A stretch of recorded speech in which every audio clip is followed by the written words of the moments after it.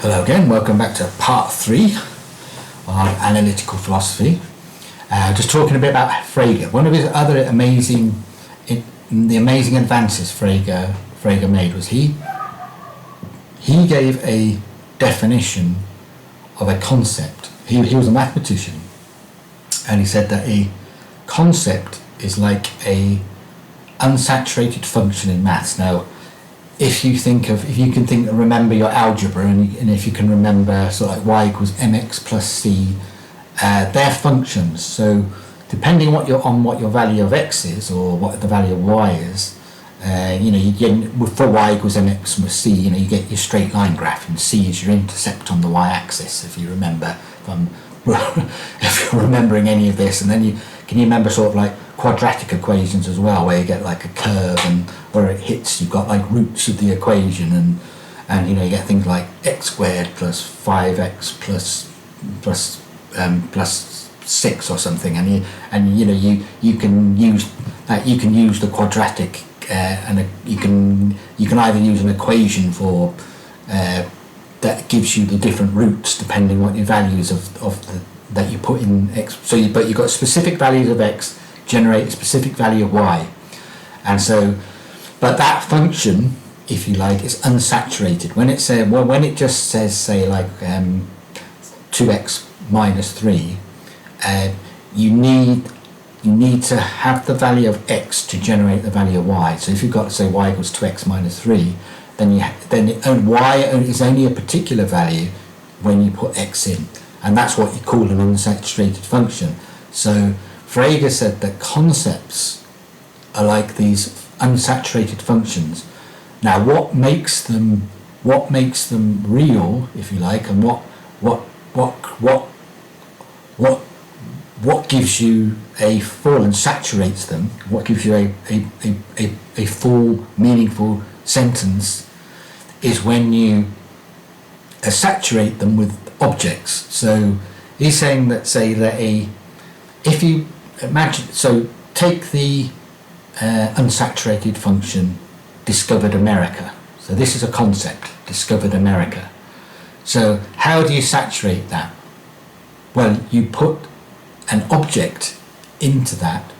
You would say Columbus discovered America, and that actually, if you like, that's like a saturated function. It encapsulates some sort of proposition. It gives you, it's meaningful. And so he's saying that, so Frege's amazing innovation was, he was saying, here you have this unsaturated function, this generalization, the objects of reality are what you put in to this concept that gives it meaning and gives it concrete context. So the amazing thing about that is that he is resolving the problem of universals and particulars, because he's saying that this universal, this concept, that is the universal, and the objects of reality, of phenomena, which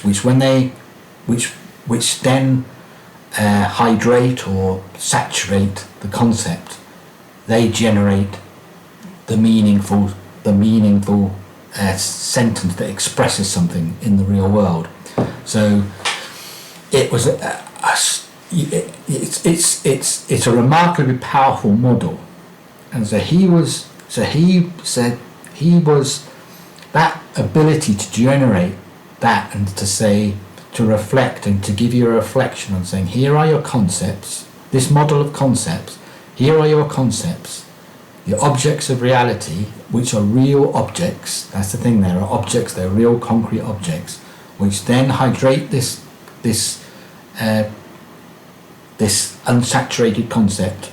They then generate meaning in the real world, and that type of logic and that explanation of, you're then saying that concepts are not abstract things that do not exist, that don't exist somewhere, but they're real entities, they're something real. So this is total contradistinction to for Hegel's idealism, or the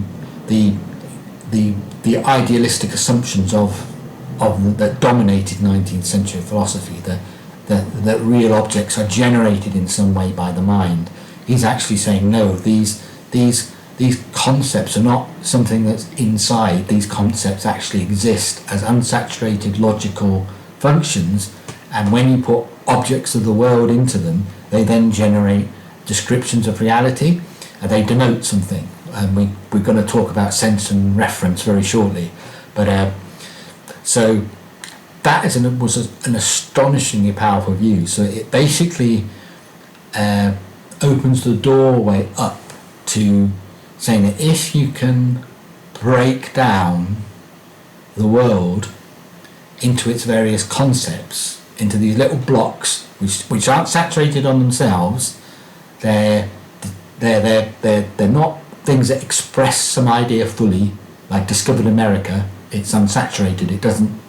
It needs another object, i.e. Columbus, that comes into that concept of discovered America to make it meaningful, and to express something, to express a proposition, to give it a truth value. And so that is a very, very powerful tool, and it is in total opposition to the idea that you are generating, that your mind is generating those objects and constructing those objects of reality. Because no, what he's actually saying, this is like, in a sense, the total opposite to this. He's actually saying that those concepts, whatever they are, if the mind holds those concepts, and the mind then encounters those objects external to itself, which are really out there in the real world, this is a very, very realistic view. The world, the concept in the mind encounters these objects, and that then those saturated concepts then give you constitute reality. And so that was such a revolution from Kant's psychologism and the psychologizing of the mind generates the objects of reality. This is total opposite. This is saying that your mind encounters those objects of reality out there as real objects, and reality has its own form, and your mind doesn't imprint a form on reality. Your mind encounters that form of reality. If you ever read Maurice Schlick, his Knowledge, I'm not sure if that's the full title, but he was generally considered one of the founders he was one of the founders of the Vienna Circle, and with himself and Carnap, they are generally considered the founders of the logical positivist movement. And he very much took that idea from Frege, and actually said, and it's one of my favourite quotes, I think, in that in Schlick's work, where he says that, because he does this remarkable argument. It's very refreshing if you've been plodding along through what you might think of as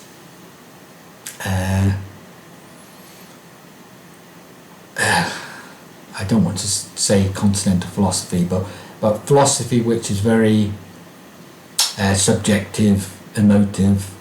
The language is very dense, and it's sort of like, it's so sophisticated, you sort of read it and think, wow, and you say, well, what does that actually mean?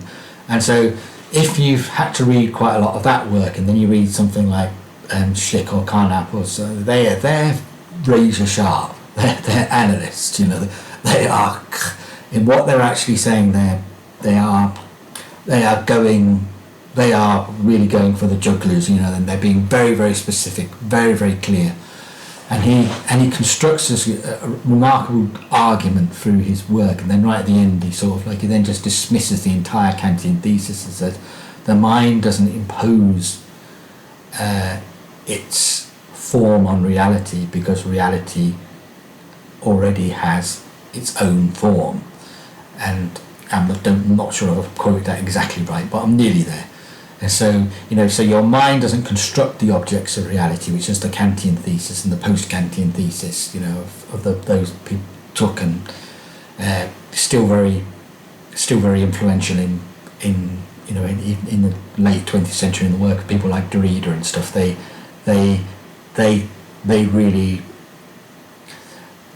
had a different sort of like take on it, but they nevertheless used that view that your mind's constituting in some way the objects of reality, and so reality is ultimately subjective, and that has enormous moral implications, because it's not a matter of normative morals anymore. It's all to do with how you feel and subjective relations, and something might be right now that wasn't right this time last year or something. So there's enormous moral implications for that type of view. But here you have through the work of Frege, you've got this sort of like this foundation of being able to say that there's logical relation, there's a logical structure of reality, and there's a definition of what a concept is. That concept's not something abstract. You've got some sort of concrete definition of what a concept is. And the purpose of analysis and analytical philosophy is to break down what you might consider to be the complexes of reality. You break them down into units until you get to the point where they can no longer be broken down. The ultimate end of analysis is to break everything down, to make those relations clear, and to then in my view anyway, the philosophical task after that is to then synthesize. So you bring together these different external relations into some sort of coherent whole. Now, modern analytical philosophy is almost that synthetic function has almost entirely disappeared from the analytical tradition. People have just broken things down into narrow, smaller units, and they might become great experts in one particular area as a philosopher, but they're more interested in that synthetic task of bringing stuff together. That's considered very, very old-fashioned. But the original, particularly in the work of G. Moore, he explicitly says it. One of the purposes of philosophy is to give some sort of overall account of reality, and so modern analysis is almost it's because analytical philosophy, you can divide up the 20th century in many ways into the first part, which was this amazing confidence in this idea of logic for us to be able to generate this perfect language, this perfect logical language, and then by examining that perfect logical language, you can then resolve what were considered to be the problems of philosophy, with some of the paradoxes and the seeming unresolvable logic. The solutions would then emerge because you'd managed to put this into a precise logical language. So that's very much one of the assumptions of analytical philosophy, is that because the problems of philosophy are considered to be linguistic, language is imprecise, ambiguous, amorphous in our normal language. Rewrite those sentences in this perfect logical language, and then the solutions to philosophy will present themselves. That's very much, if you've ever read a very peculiar book, if you've ever read Wittgenstein's Tractatus, this is what he gets to sort of like at the end, in the final chapter. Now, in many ways, I think that the positivists, particularly Carnap, and the Vienna Circle, they embraced Wittgenstein's Tractatus as almost like their founding document. But the Wittgenstein, the enormous irony of that is that Wittgenstein's conclusion was actually a mystical conclusion, and he in many ways said that because he finishes it up with those things which we can speak. he actually said, well, actually, what we can actually speak about meaningfully is an incredibly small. So, as regarding how he said, how little have we can we actually say, and it made it's his conclusion is he's saying that about which we cannot speak, we should be silent. And he said what we can actually speak about, which if you like turns out to be incredibly small. And there's even a more of a contradiction that runs through the Tractatus at the end, because he said, if you followed my logic to where I've actually got to, he said, it's a bit like I pulled up the ladder which I climbed up on the way up here.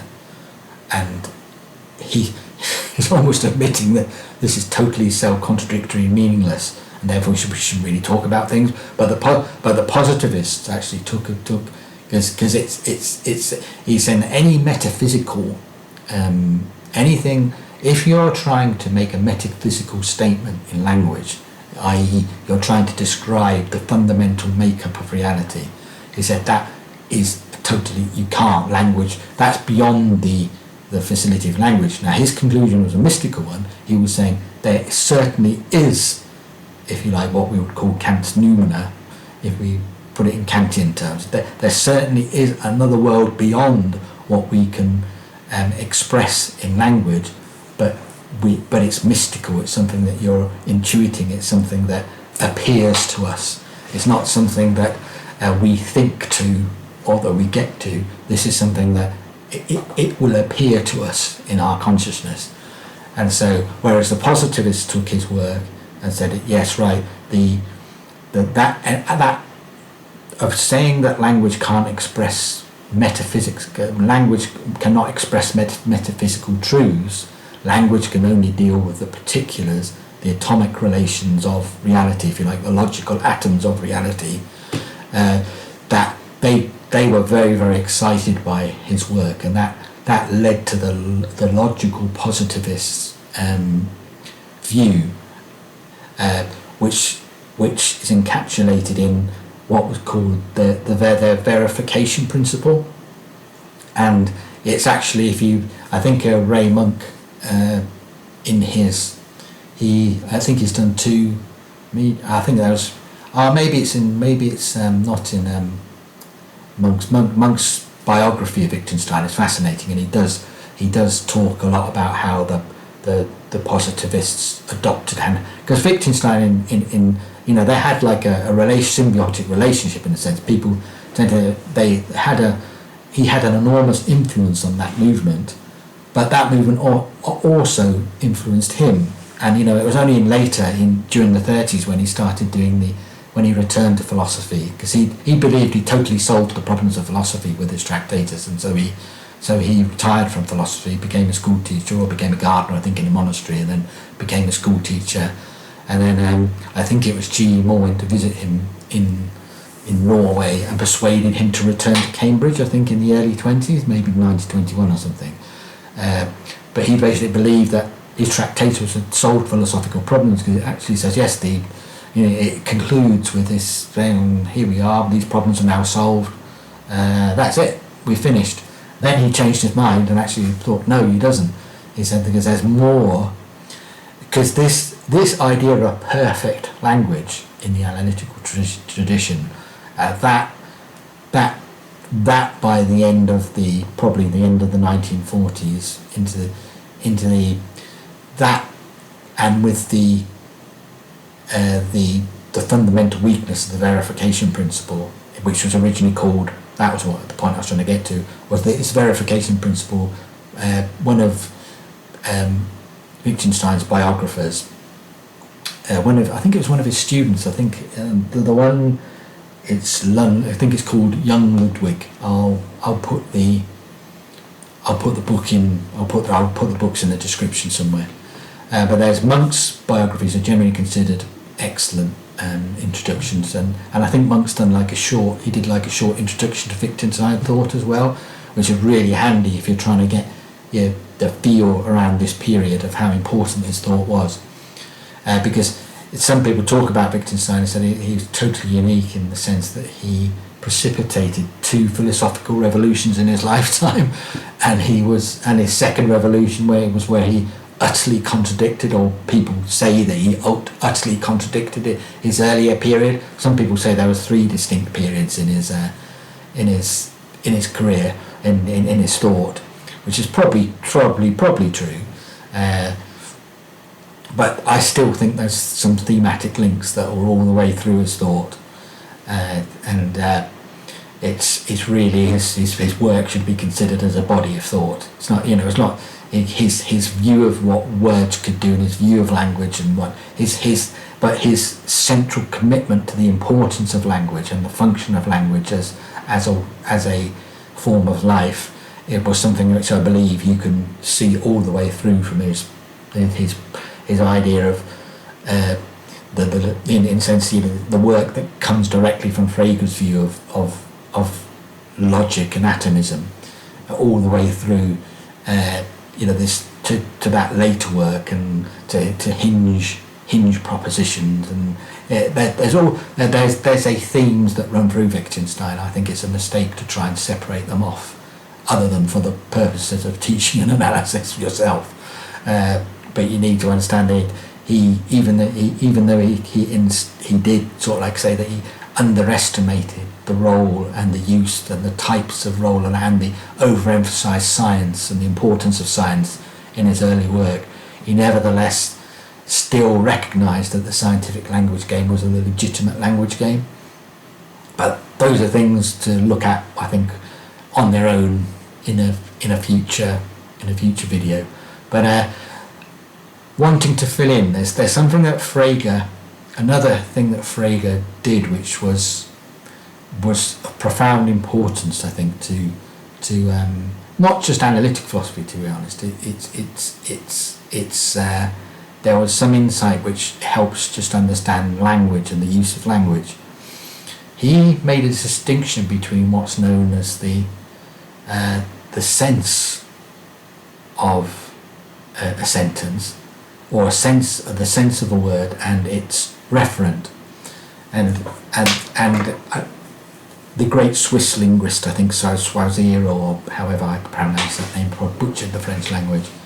He also made this very, very important distinction as well. And so they had 2 very different, but this incredible insight. So real profound, deep, great consequence of this insight in helping to actually understand language. It's like you can say, for example, the bright morning star, and you can say the evening star.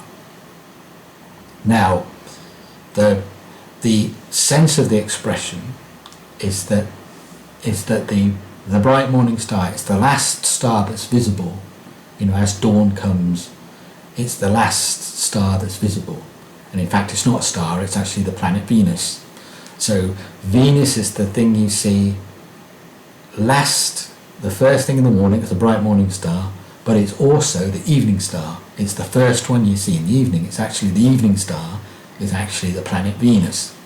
And so he makes the distinction that the referent is Venus, the planet Venus, but the sense of that word there, bright morning star, that is referring to something it's referring to something very different than the reference. The reference, the thing that gives, if you like, gives it that's the object, that's the real object that something's referring to. But in a sense, that helps define what the meaning of the sentence is. Whereas the sense of it, which is something, in a sense, the logical meaning is the referent it is referring to, the thing that gives that expression its meaning, the bright morning star or the evening star. He would say that the referent which gives it its meaning is the planet Venus, but the sense can be something very, very different, and so that distinction between the sense and the referent has enormous significance for the philosophy of language and for how language expresses a proposition. So so one theory of language is that the meaning of a sentence is that a proposition expresses the meaning of the sentence. So but a sentence you can have different sentences in, it's like es ist gut, c'est bon, it is good. They're all French, German, English, but the meaning, some people would say, what that is actually expressing is the proposition, the thing that you can say is true or false. They're all expressing the same proposition. And so Frege said that the thing that the referent, if you like, is what grounds the objects of reality. And so he said that we should never admit into our dictionary of signs, which basically means you can never, whatever that's naming, whatever this object, these objects are naming, as long as they've got a referent, we can admit them. If we can't establish the referent of a term in language, then we should not admit it. In other words, it's meaningless. And that theory of meaning, of the distinction between sense and reference, was again very, very influential for early analytical philosophy, because it basically said that if we can't establish as an object that's in nature a term within a sentence, then that sentence is meaningless. If we can't establish because you and that idea that you have to ground the objects of reality have to be grounded in some real physical object. It's called in more formally it would be called the theory of logical form, and this is very much the early Wittgenstein and what Russell was trying to do in his logical atomism, of breaking stuff down into, yes, right, these are somehow connected with reality, and this is where you get the verification principle, which when you read young, I think it's called Young Ludwig, and it's Malcolm. I think Malcolm is was actually one of his students. I think at Cambridge during the 40s and 50s. I think it probably maybe it was even in the 30s. I'm not sure when he moved around quite a lot. Wittgenstein from he actually was briefly. I live in Newcastle upon Tyne, and he was actually at the hospital doing medical research during the I think the Second World War, because he didn't believe that philosophers were doing anything useful. So he went and did some training. He was actually apparently a very good sort of student for he was helping in the medical labs doing medical research.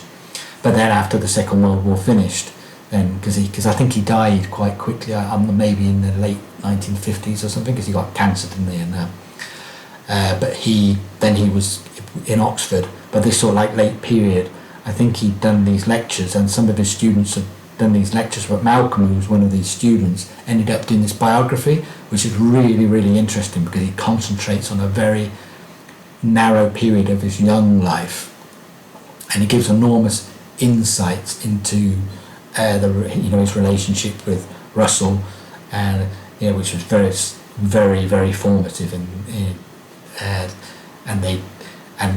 how the background to the Tractatus. But one of the things he actually talks about was that what the logical positivists became famous for was their verification principle, and Malcolm actually says, well, it was actually known within the circle itself as Wittgenstein's verification principle. It was something that had come out of the Tractatus, but when Wittgenstein in a sense started to repudiate that work by the middle of the 30s, it then just became the verification principle, because in many ways logical positivism really came into its own when Ayer published Language, Truth and Logic, which was first published I think in 1935, which was like the first expression in the English language of logical positivism, and that really set the intellectual tenor within the academy until I